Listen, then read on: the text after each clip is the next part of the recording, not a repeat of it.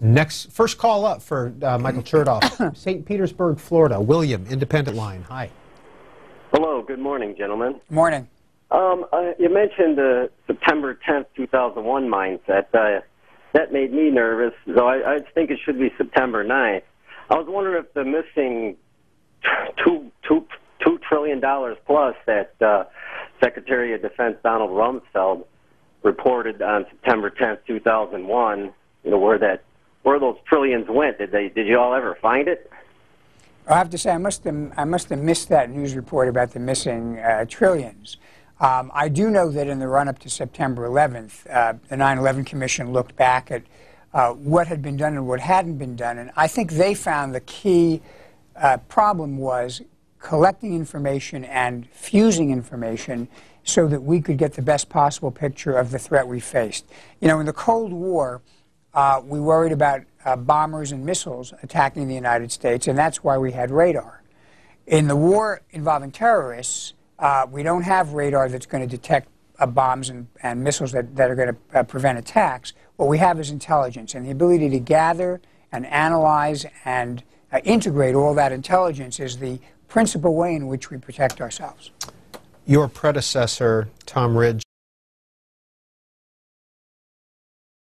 And now Mark in Gwen, Michigan. You got your volume down, I know, and you can go ahead with your question for Secretary Chertoff. Yes, hello, Mr. Chertoff. Hello, Mark. I wanted to let you know that I called the Department of Homeland Security and was trying to give them information. They connected me with the FBI, and as soon as I mentioned the wealthy elite, they cut me off. I called back the Department of Homeland Security and asked them, I'm trying to get the Department of Homeland Security some very important information.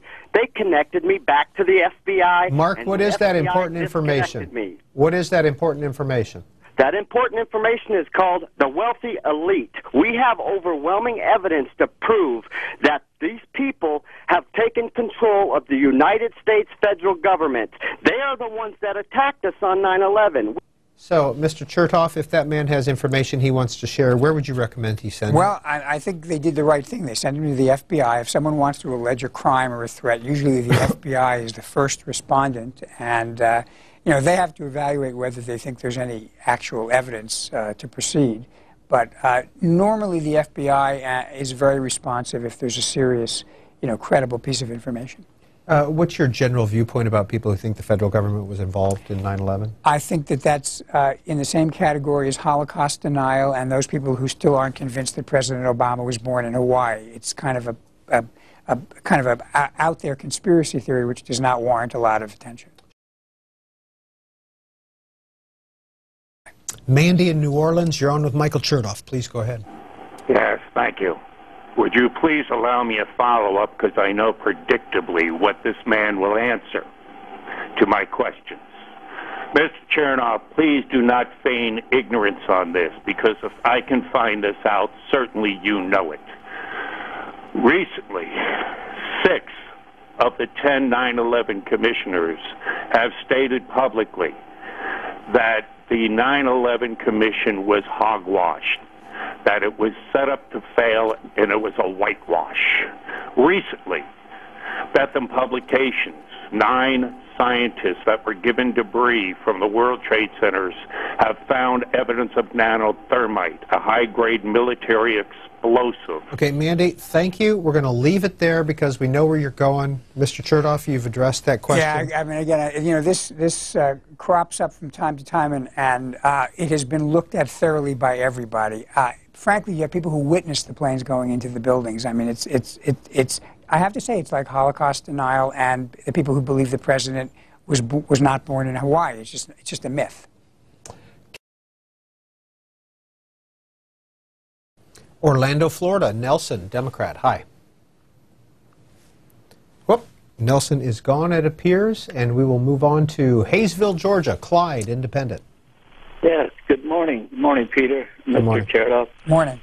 Excuse me, I have 33 years in the military, 5 years working for the Department of Defense, and to this day I still see the cover-up on 9/11.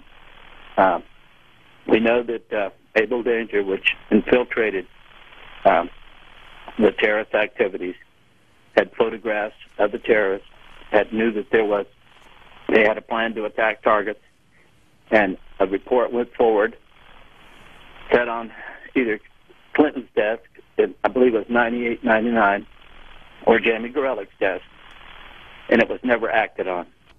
You write in your book about you call this a generational challenge. Unquestionably, the threats we face constitute a generational challenge to our nation. What do you mean by that?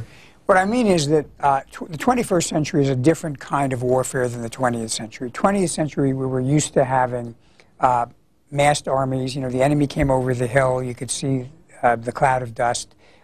People wore uniforms, and there were a set of rules and principles that were very clear. 21st century is different. The enemy is networked. The line between the military and the criminal has really been obliterated. We have to use a combination of defense and law enforcement. We can't choose one or the other. So we're facing a new kind of warfare. It's unfortunately leveraged by the technological revolution, which means that a smaller and smaller number of people can do more and more damage, as we saw on 9/11. And that means we have to completely retool and reconfigure our strategy and our menu of options in dealing with this kind of threat. We can't afford to have boxes and silos anymore. We have to have an open architecture for how we deal with this new, very, very dangerous challenge. And do you think the way the intelligence community is organized today is better than it was? It's clearly, and have we gotten to that point where we're sharing? Peter, it's clearly better, and there is more sharing, but it's not completely where it needs to be. And I'd say there are a couple of areas where that's true. One is we still tend to view what goes on overseas and what goes on over here as two separate domains. And the fact of the matter is, particularly with the internet, you can't draw that distinction. So we have to have a more seamless intelligence capability. The second thing is our legal principles have not kept up with the new challenges. You know, one of the problems I think we faced right after 9/11 is rules had been written for dealing with foreign intelligence and how we surveil it back in the days of, we were worried about the Soviet Union or other countries, and while we still have concerns about nation states, the issue of terrorism is now equal in importance, and we didn't have a legal model that helped us deal with that. So one of the things I think Congress hasn't done and needs to do is to actually sit down and think through, in a bipartisan way, what is the legal architecture we need to deal with this 21st century challenge.